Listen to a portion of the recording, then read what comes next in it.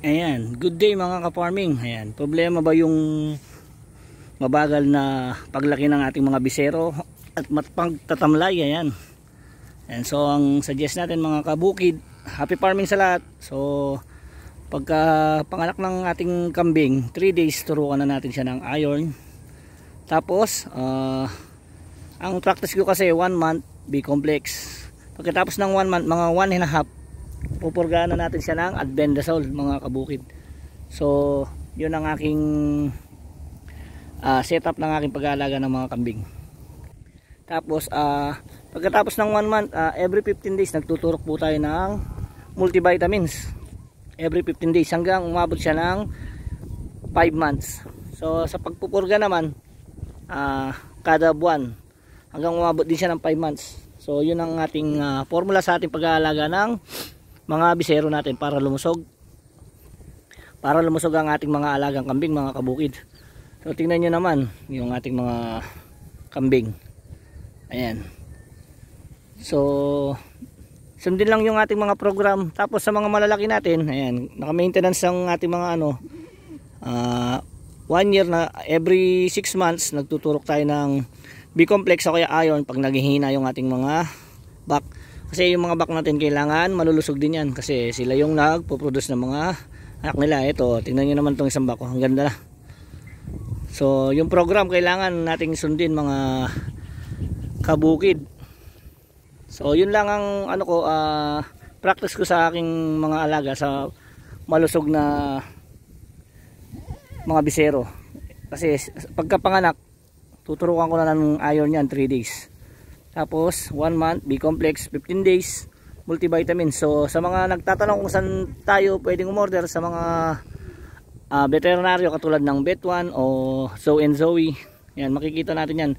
Tapos sa mga sa mga inahin natin, syempre kailangan natin magpurga bago magpasampa. Tsaka yung ating mga back kailangan purgahan din para malinis yung ating mga hinahin. Kasi pag hindi malinis yung ating hinahin at hindi malusog, nagkukos ng matamlay yung kanilang bisero sa panganganak at hindi malusog. So kailangan malusog yung ating mga hinahin.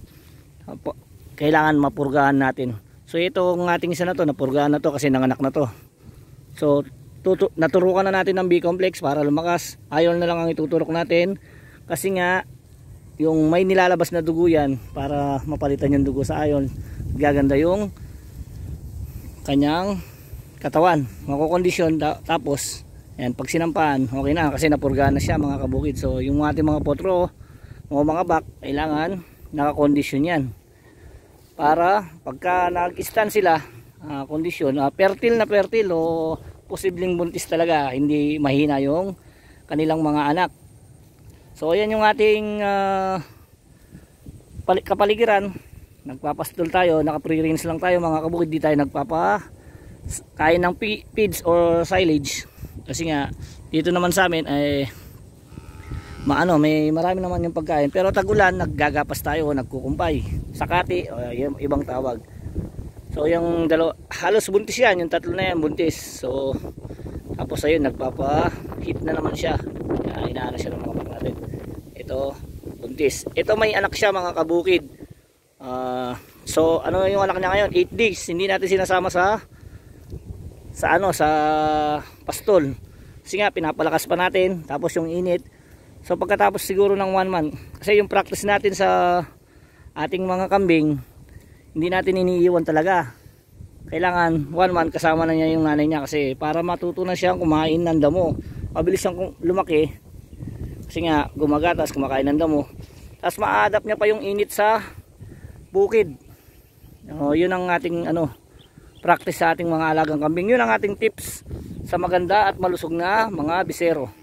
Kailangan natin ng purga. Mahalaga po yung pagpurga. Ang pinupurga ko po sa aking mga alagang kambing ay albendazole. Sa buntis po pibendazole, pero hindi po ako nagpupurga ng mga buntis. Magpupurga po ako pagkatapos mga anak. Tapos bago siya ma-stand, kailangan purgahan at malinis na. So yung puti na yung nasa gitna na yun, pinurgahan natin mga kabukid. Kasi para pag nasampahan siya, malinis. Tapos tinurukan na natin ng B-complex itong ating back. ito tinurukan natin ng iron. Iron ang itinurok natin dito mga kabukid. So sa mga nais mag-alaga ng kambing, ito low maintenance to, magandang investment kasi damo lang ang kinakain. Depende rin sa gustong mag-alaga. Hindi na naghihikayat tayo ng pag-aalaga sa mga, siyempre sa mga maraming pagkain na pagkukuhanan. Hindi tayo pwedeng puro feeds, malulugi tayo kung sakaling mag-investment tayo nitong mga ganito. So yung ating mga alagang kambing upgraded na kambing. Hindi siya pure. Hindi siya talaga pure, upgraded lang siya na kambing kasi meat type at saka ano yung ating mga alaga, pang meat type tsaka milk. Pero production natin target ay meat. Ayan, kaya upgraded kasi matitibay din sila sa sakit. Mga kabukid, dyan na yung ating tips sa mga nag-uumisang mag-alaga, kasi nag-uumpisa pa lang din ako na mag-alaga.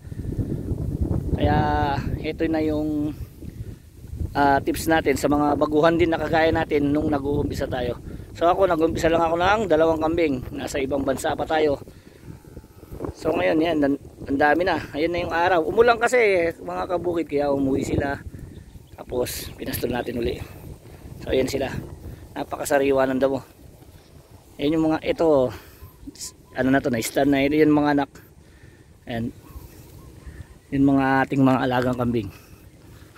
So sa nais magtanong, ayan, mag-comment lang po kayo kung ano yung practice natin o ano natin sa mga alaga nating kambing.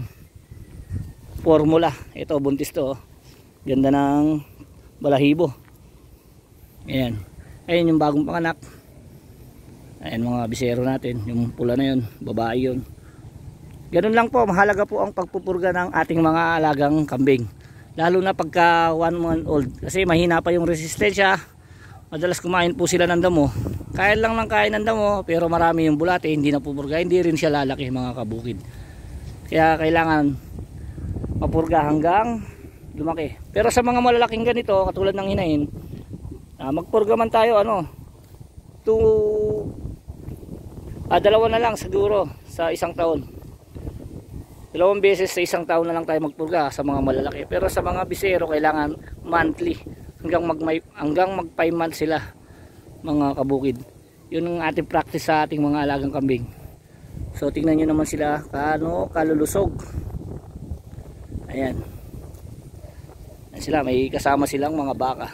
Hanggang doon yung ating pastulan. So nung nasa ibang bansa tayo OFW, nagpag-isipan natin to na mag-invest ng kambing, kasi dito maraming pagkukuhanan ng pagkain. Siyempre pag nagbi-business tayo, kailangan yung tingnan muna natin yung kapaligiran kung marami tayong pagkukuhanan ng kambing, pagkain, hindi pala kambing. Ayan, hindi tayo pwedeng gusto lang natin ng mag-alaga pero wala tayong pagkukuhanan ng pagkain sa kapaligiran. Wala din, malulugi tayo kung puro feeds lang tayo mga kabukid. Mahirap yun. Kaya dapat pag-aralan muna natin ang ating papasuking